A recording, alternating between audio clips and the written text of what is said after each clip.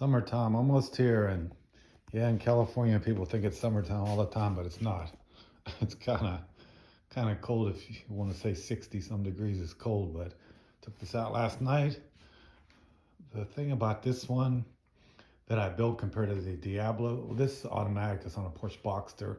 You can shift it manually with no clutch on the steering wheel buttons, but this thing is just so drivable. That Diablo I built with the Porsche and the 5-speed and LS1, that was just so brutal and such a hassle to drive.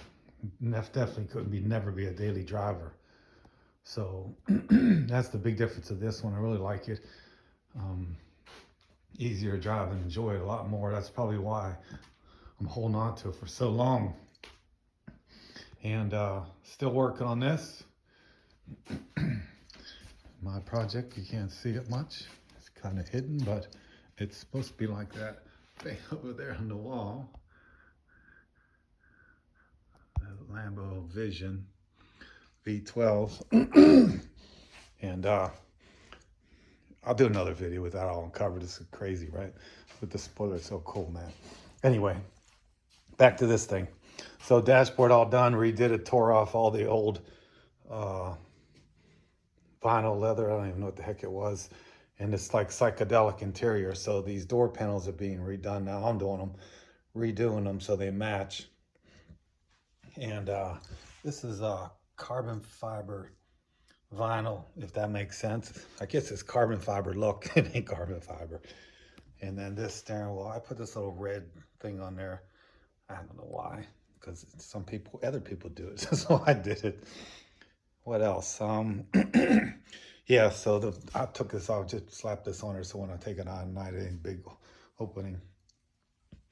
So working on that door panel, and it's taking me forever because I get sidetracked on doing other things around here.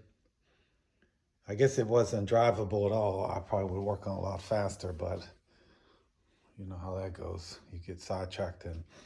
And this one here, still figuring out the gull wing door. It's the biggest pain in the butt ever in my life, trying to get these gull wing doors to go up. This is a little bit hard to get it because, you know, these doors compared to the Diablo was really easy. It goes straight up. But, you know, on the Aventador, these go up and out. So it was tricky a little bit, but nothing like this nightmare over here. But I got the wheels and everything, excuse me, that I wanted. They're on there, really dusty, dirty. The offset, pretty close to the same. The one thing about this car is I'm trying to make it a little bit higher off the ground. This thing underneath hits every speed bump. So it's kind of a pain when you're driving through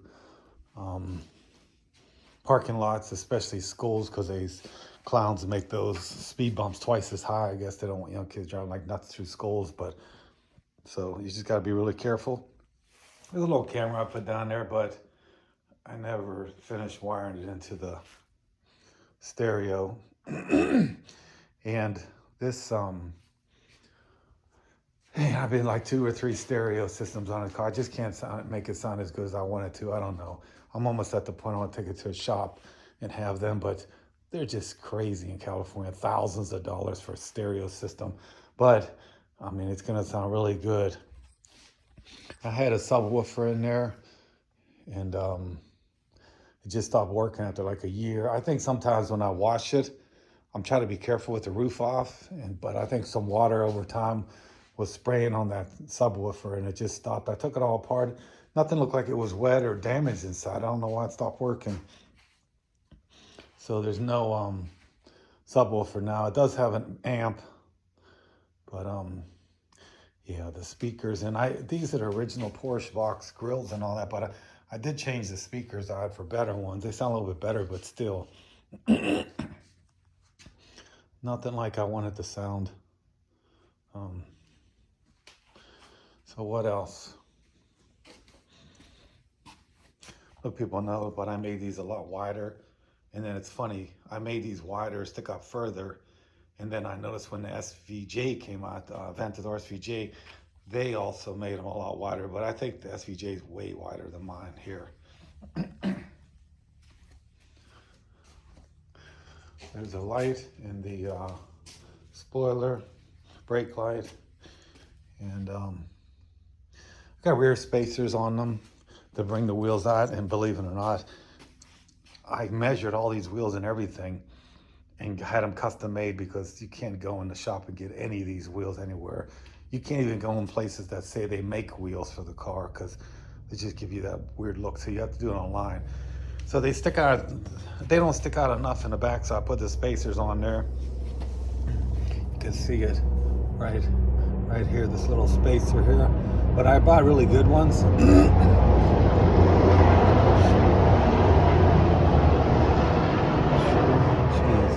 Low flying helicopter, but so I put them on there. It needed a little bit longer, stud bolts. These are not nuts on the Porsche, they're bolts.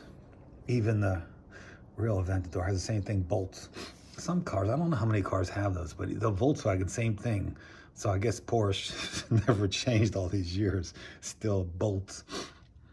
And cross-road rotors and all that was standard on this, because it was the Boxster S chassis, so I didn't have to upgrade none of that, which is good. I'm not so happy with the front. Thinking about putting spacers on the front to bring it out some more. Yeah, it's ridiculous. I don't know how I measured it, I thought it was fine, but the more I look at it, I want to bring it out. But you can see the hub is so big because of the offset. It's a lot wider now than the Porsche Boxster was. But everything works. I put another set of lights down here because this car is really hard to see at night. No other cars have those down there. I put them in there. But it makes it a lot brighter, which is better. But yeah, the interior, I think it turned out good so far. I mean, to me, it looks like OEM. I like the color. I just bought the material on eBay and did it. And the key to doing that is buying good cement. Anything comes in a spray can, it seems like it's no good. And where's it at? Over here. I'll show you which one I bought. And of course, the can ain't out. Let me see.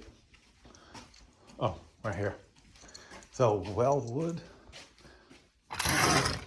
this one right here, and I think most people buy this gallon because they put in a spray gun, but I don't. I just, put it in a little container like this, and then do paintbrush, and I use like all the way. I think there's only like this much left to do so far. I don't know if I use too much or what. I don't know how I use so much for a little interior. Other parts, so this other one, same thing, this Porsche Boxster S, but a newer one. And I gotta change the belt, just like little things I'm gonna change out to make sure everything's running good. Nothing's worse if you build a car and it break down on the side of the road. What maintenance I did, change all the fluid, transmission, oil, brake fluid. It got changed because I had to extend the lines and all the fluid came out. So then I bleeded, filtered back out, bled the brakes and all that. So that's like normal thing. So I'll probably never have to do the brake fluid again. And oil, I don't have to change it that often because I don't put a lot of miles on it. But hopefully once the interior is done, it'll be car show worthy. Now it's embarrassing. You don't want to take it to the car show because believe me, people are all over this car, looking at every little detail. The other thing is I need to work on some weather stripping better. I'm just not 100% happy with all the weather stripping, the way it looks and stuff. So we'll see how that goes. But yep, it's I keep saying it's never done, but I don't know if I invent things to do. These panels are just plastic and they're just already tinted. So it's just like the real one, but it's they're see-through, but you can't make it see-through because there's no V12 there. I guess I could have an engine cover and then swap these out for clear ones. But this is exactly the shape of the real one. And I think it's actually, they have a space in between here to let air out. But I didn't do that. But there is a vent here, and then these have like a plastic thing underneath. When I wash the car, it catches the water. The spoiler is from Poland. A guy in Poland bought it years ago. It's perfect. Needed very little work once I got it to get it smooth and mount on the car. These are the pans, whatever covers underneath the car. The last thing I did was I swapped out the water pump in this car, and a year later the water pump went again, but it took me a long time to figure out. And it took me a long time to figure out was it kept building up so much pressure in the system, and it kept, every time I would fill it up to the right level of water, it would keep overflowing. The car would constantly overheat all the time, but it would constantly overflow out of the water bottle because the impeller broke off the shaft for the water pump. So the water pump was spinning the pulley, but it wasn't turning the impeller.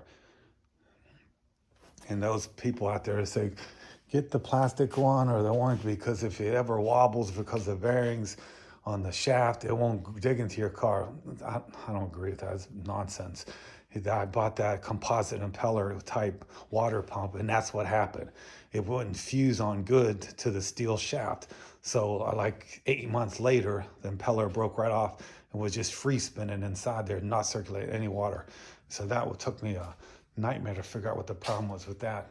And I never put these pans back on. I guess I could put them back on now. But I got a regular one. I don't know if the composite, they consider that the metal one, or but the one that broke was plastic junk. And there's like very little difference in price between the metal one and the plastic one. But the plastic one I would never buy again. So what else?